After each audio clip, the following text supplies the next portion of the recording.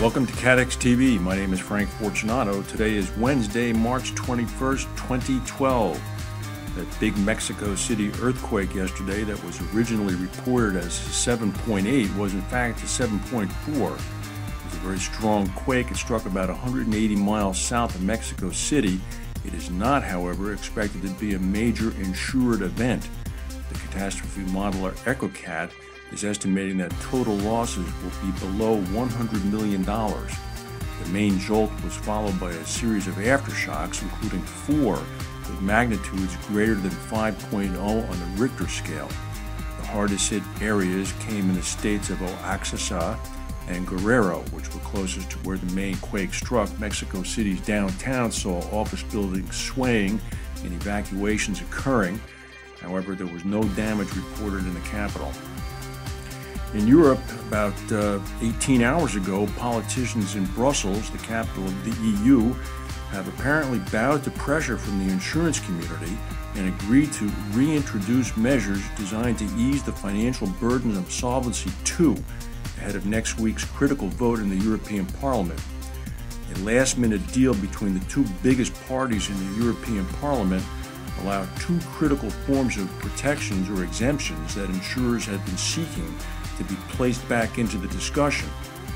These issues were very important for French and German insurers, so now, after next week's vote, assuming that this compromise is included, the so-called trialogue, 3-way talks between the European Parliament, the Commission, and member states will kick off to finalize the shape of Solvency II. This will never end, it seems. Big news from Connecticut. The Hartford has announced that it will put up most of its life insurance business for sale. It's agreeing to the demands of one of its biggest shareholders, Paulson & Company, the hedge fund manager. Hartford said it will wind down its annuity business and is going to focus on its core property and casualty, group benefits, and mutual fund operations. The company said that they've hired financial advisors to handle the sales of the non-essential businesses. Didn't give any timeline, but its stock leaped, 6.6% in pre-market trading. The Paulson Group owns an 8.5% stake in the company. The hedge fund has called for a breakup of the 200-year-old company, arguing that the value of Hartford's crown jewel P&C business was obscured by weaker performing units. Yesterday, the United States announced a list of 11 countries that have already significantly reduced their purchases of Iranian oil and thus will be exempt from American sanctions intended to pressure Iran over its nuclear program. Here is the list of countries: Japan, Belgium, the Czech Republic, France, Germany, Greece, Italy, the Netherlands, Poland, Spain, and Britain. These exemptions will last for a period of 6 months. And this means that their financial institutions will be able to continue accessing the U.S. financial system if they continue to conduct transactions with Iran's central bank.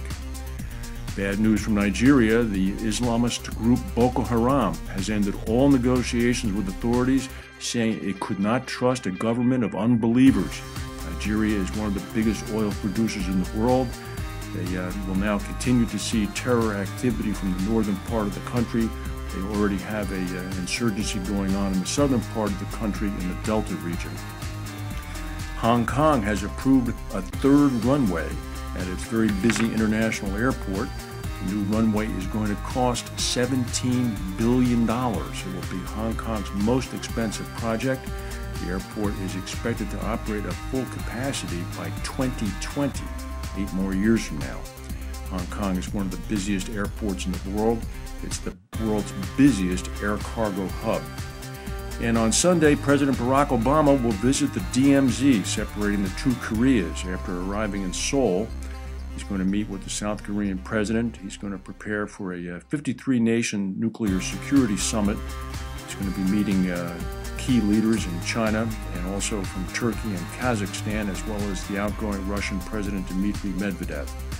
But he will go up to the DMZ for that photo op where most American presidents are at one time or another photographed peering into North Korea with binoculars.